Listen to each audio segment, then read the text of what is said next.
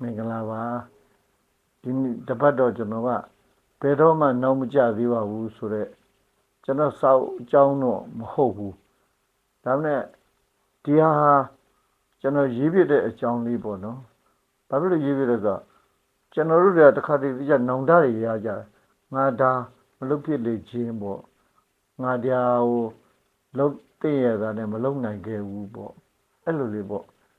အဲ့တော့သူပြင်ကျွန်တော်ပေါ့ကျွန်တော်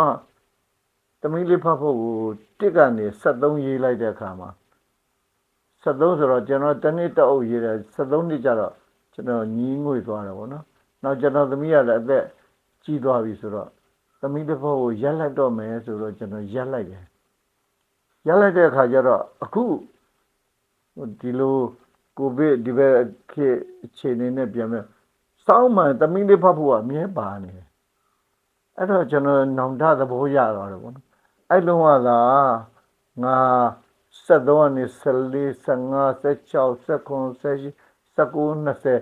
30အထိကျွန်တော်ရေးလို့ရတယ်ပေါ့နော်ရေးလို့ရတယ်ဆိုတော့ဒီအကြောင်းအရာတွေတော့မဟုတ်ဘူးပေါ့ up to date တွေပေါ့လက်တလုံးဖြစ်နေတဲ့ kit တွေပါတွေကျွန်တော်အကုန်ထက်ရေးလို့ရတယ်နောင်တသဘောမျိုးကျွန်တော်ရလာဒါနဲ့ကျွန်တော်ကလည်းတလက်စာထဲမှာလည်းဘယ်တော့မှနောင်မကြသေးပါဘူးဆိုတဲ့စာကိုကျွန်တော်ရေးနေတော့ခါကြတော့အဲ့မှာကျွန်တော်အတူးဝင်သွားတယ်ဘယ်တော့မှနောက်သမီးလေးဖတ်ဖို့14ကိုရေးဖို့ဘယ်တော့မှနောက်မကြသေးပါဘူးဆိုတော့အခုကျွန်တော်သမီးလေးဖတ်ဖို့14ကိုပြန်ရေးနေတယ်14ကနေတော့ကျ15ထွက်မယ်16ထွက်မယ်19ထွက်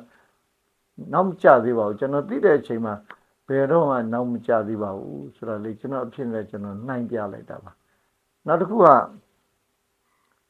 ကျွန်တော်တို့ဆရာကြီးတွေပေါ့နော်ကျွန်တော်တို့မနေ့ကညစာစားပွဲမှာတွေ့တဲ့ဆရာကြီးတွေအသက်80ကျော်တွေ80 90တွေပေါ့နော်အဲ့တဲမှာAI ကိုလက်တွေ့ကြသုံးနေတဲ့လူက4-5ယောက်လောက်ပဲပါတယ်ကျန်တဲ့လူတွေက AI ကိုတိတ်ပြီးတော့မထိတွေ့ကြဘူးပေါ့နော်အဲ့တော့AI နဲ့ထိတွေ့ပြီးဆက်ဆံပြီး AI ကိုခိုင်းပြီးတော့လုတ်ကင်နေတာကျွန်တော်တို့လူကြီးတွေနောက်ကျတယ်လို့ထင်သွားပြီပေါ့နော်ငါအသက်ရွယ်ကြီးလာတယ်ငါဖေရတရားလုတ်ကြမှာကြီးလုတ်ပဲလုတ်တော့မှဒါမဟုတ်ဘူး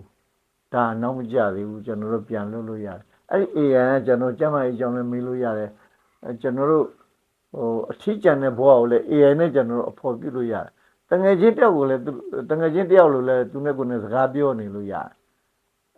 ဗီဒီမေးချင်လည်းမေးလို့ရသေးတယ်ဇာတာဖွဲ့မယ်ဆိုရင်လည်းဖွဲ့လို့ရသေးတယ်အဲ့တော့အဲ့လောက်ထိတော်တော်လေးအကျိုးရှိတဲ့ AI ကိုကျွန်တော်တို့ပြစ်ပယ်မထားသင့်ဘူးဆိုတော့ကိုကျွန်တော်တိုက်တွန်းအားပေးနေတာအဲ့ဒါကြောင့်ကျွန်တော်ပွဲတွေလုပ်ပြီးအဲ့ဒီ AI နဲ့ထိတွေ့ဖို့ကြီးပဲကျွန်တော်ပြောတယ်ကျွန်တော်ဥက္ကမှာကျွန်တော်ငယ်ငယ်ချင်းတွေတွေ့ရသူတို့က line မကောင်းတာလည်းပါသူတို့ကဒီဖျားတရားလောက်တာပုံများကြတဲ့အခါကျတော့ဒီ AI ကိုသူတို့တချို့ဆိုကြားဘူးယုံမကြားဘူးတယ်မလုပ်ဘူးပေါ့နော်အဲ့တော့ကျွန်တော်တိုက်တွန်းအားပေးခဲ့တယ်ဘယ်တော့မှနောင်ကြသေးပါဘူး AI ဆိုတော့ဘာမှသိနေစရာမလိုဘူးတက်တဲ့လူတယောက်ကို application ဆွဲပြီးတော့ तू ကမင်းမေးခွန်းမေးပါဆိုတဲ့အခါကိုကဗမာလိုပြန်မေးခွန်းမေးလိုက်ရင်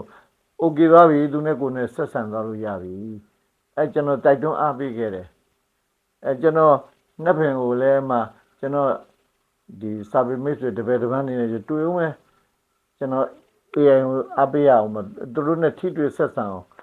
သူတို့ကလည်းကျွန်တော်တို့ကျွမ်းနေကြမှာပါကျွန်တော်ကတော့ဒီ AI နည်းနဲ့ဗီဒီယိုနဲ့အတန်ထွက်တာမျိုးတို့နောက်ပြီးတော့ခုနဗီဒီယိုနဲ့စာနဲ့တွဲထွက်တာမျိုးတို့ပုံလေးကိုထုတ်ခိုင်းပြီးတော့ကျွန်တော်စာလေးကတ်လိုက်တာမျိုးကျွန်တော်ပြောနေတာပဲအဲ့တော့အသက်ရှည်သေးပေါ့နော်ဒါကြောင့်